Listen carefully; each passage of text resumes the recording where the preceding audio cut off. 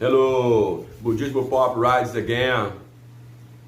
O budismo e a sua profunda filosofia influenciaram o pensamento socrático e mesmo o cristianismo. Desce a vinheta aí, Brad. Hello, aqui estamos de Budismo Pop. Se inscreve logo no canal, dá logo o seu like para não esquecer, para mostrar nossa relevância para o YouTube. Compartilhe o vídeo com os amigos para a gente poder tirar essa onda juntos, ok? Deixe seu comentário aí, se tiver alguma pergunta, deixa aí para a gente falar. E o que mais? Fica com a gente até o fim, tá legal? Essa questão do pensamento socrático, né, do conhece a ti mesmo, né, famoso, e mais tarde, né, o cristianismo, né, lançando esse dado importantíssimo para a civilização humana, que é a compaixão, né, aqui no Ocidente.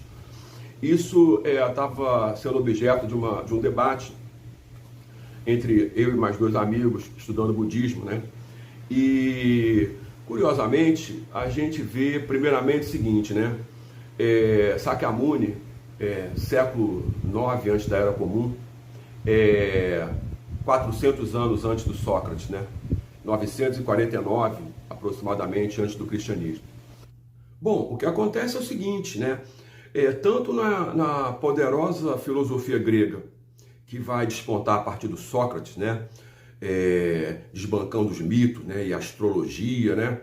E dando vozes à matemática, à lógica, né? Enfim, a partir de Sócrates você tem o seu discípulo Platão, Aristóteles, né? Arquimedes, enfim.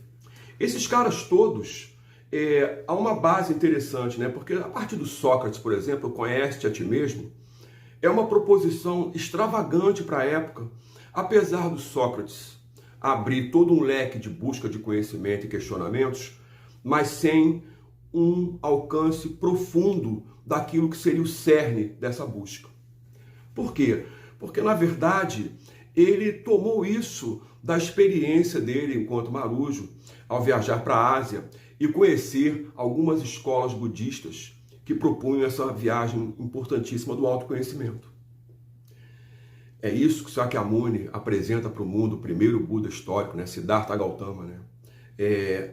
O autoconhecimento revela a você todo o universo, porque nós não somos parte do universo, somos o universo. E, basicamente, por ser anterior ao pensamento socrático e ao cristianismo, acaba que essa filosofia budista trimilenar, ela influencia a própria produção do cristianismo, no sentido de que o Cristo, ele introduz no Ocidente a compaixão. Embora não tenhamos uma bibliografia ainda muito clara sobre isso, eu bebi da fonte de dois livros que eu pude ler numa biblioteca de um futuro ex-cunhado que era maçom, de 7º grau. E havia uma bibliografia que retratava isso com uma naturalidade impressionante, que seria os tempos do Jesus Cristo, judaico-cristão, em plena Ásia, a partir de uma caravana de essênios, quando ele desaparece da Bíblia em torno dos seus 12 para 13 anos.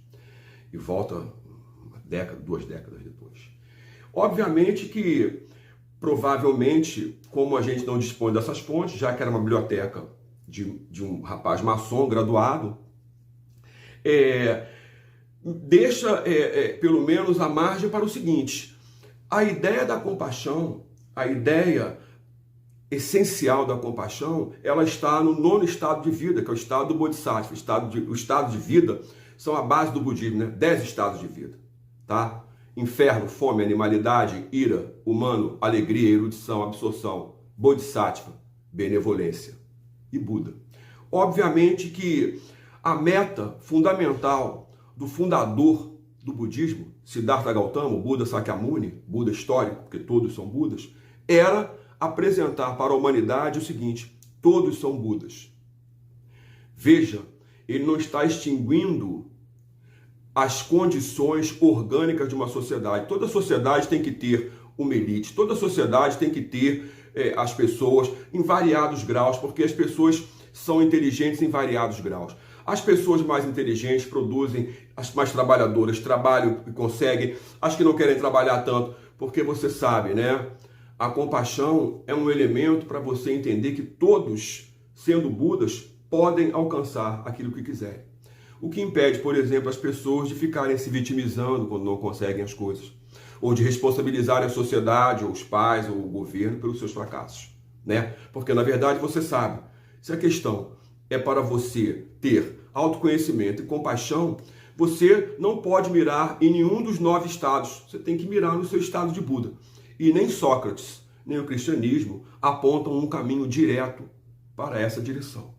Essa direção, ela levou 3.000 anos para ser ultrapassada. Começa na Ásia, na Índia, na Ásia Central, depois na China, no século VI da Era Comum, depois no século XIII, no Japão, começa o budismo do Sol.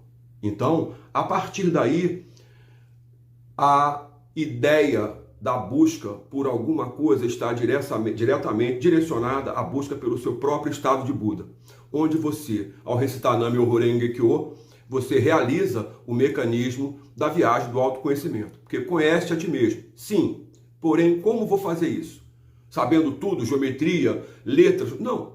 Recitando o Nam-myoho Renge Kyo, que é a forma final da lei 3.000 anos depois. E a compaixão, ela é o elemento fundamental, porque o Bodhisattva é uma condição orgânica interna, tal qual o Buda.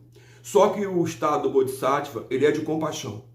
Quando o Bodhisattva sai da compaixão e entra na ação, ele se torna Buda, porque Buda é ação, budismo é ação, porque no universo não há uma partícula parada. Então é interessante como é que a filosofia ocidental e oriental transmigram e mudam o mundo e hoje dão a forma que as sociedades têm. E o budismo, mais uma vez, na vanguarda desse novo tempo, desse novo momento. Curte essa aí, se inscreve no canal. Cuidado com a escuridão, a gente se vê.